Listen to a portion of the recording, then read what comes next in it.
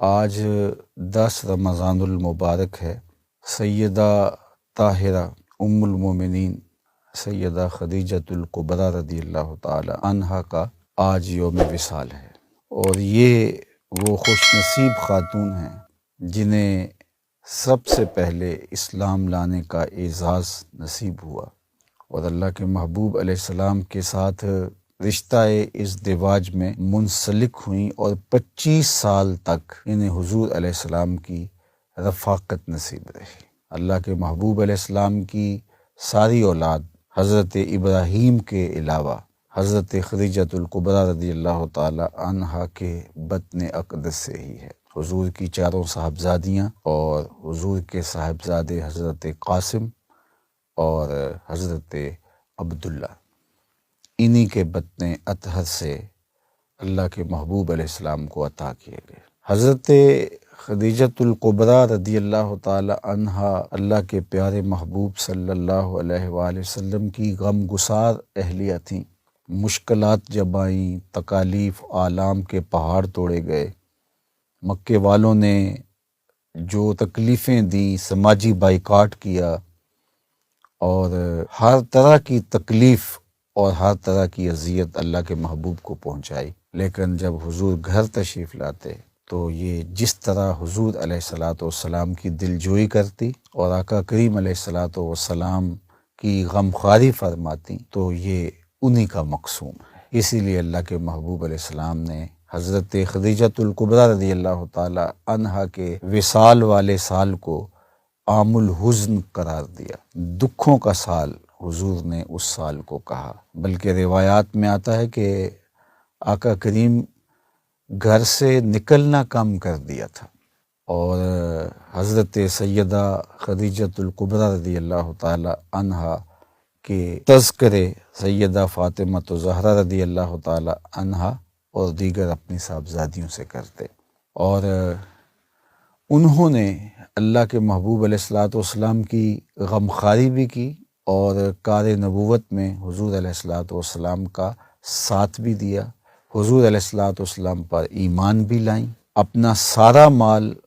حضور علیہ السلام کے قدموں میں ڈھیر کر دیا، اور کہا کہ یہ اب میرا نہیں، یہ آپ کا ہے، اور وہ سارا مال اعانت اسلام کے لیے صرف ہوا، غریبوں کے لیے، لاچاروں کے لیے، کمزوروں کے لیے، اراملہ، یتامہ اور مساکین کے لیے وہ سارا مال خرچ ہوا۔ بلکہ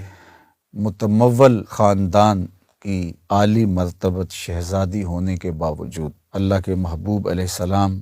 جب غار حرا میں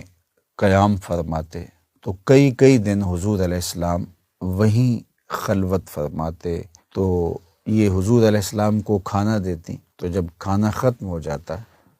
تو یہ گھر سے کھانا تیار کرتی، تو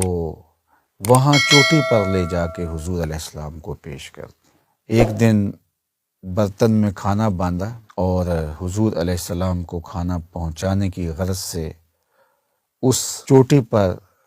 جہاں چڑھنا اتنا آسان نہیں ہے، اور یہ نازک اندام خاتون ملکۃ العرب حضرت سیدہ خدیجۃ الکبریٰ رضی اللہ تعالی عنہ وہ برتن اٹھائے، کھانا اٹھائے، پہاڑ پہ چڑھ رہی ہیں۔ ابھی غار حرا میں نہیں پہنچتی کہ جبریل امین حاضر خدمت ہوتے ہیں، اور حضور کو اللہ کا سلام دیتے ہوئے حضرت جبریل عرض کرتے ہیں کہ حضور، حضرت خدیجہ برتن میں سالن اور روٹی لیے وہ یہاں پہنچ رہی ہیں، تو جب وہ یہاں پہنچیں تو اللہ کا بھی سلام دے دینا، اور حضور میرا بھی سلام دے دینا، اور انہیں بشارت دینا کہ اللہ نے جنت میں ان کے لیے موتیوں کا ایسا محل بنایا ہے جس کے اندر کوئی شور نہیں ہوگا اور کوئی اس میں پریشانی نہیں ہوگی۔ اللہ اکبر۔ ام المومنین سیدہ عائشہ رضی اللہ تعالیٰ عنہ فرماتی ہیں کہ مجھے کبھی بھی کسی خاتون پہ رشک نہیں آیا تھا سوائے ام المومنین حضرت سیدہ خدیجۃ الکبریٰ رضی اللہ تعالی عنہا کے علاوہ مجھے کبھی کسی پہ رشک نہیں آیا تھا۔ تو اللہ کے محبوب کثرت سے ان کا ذکر کرتے، اور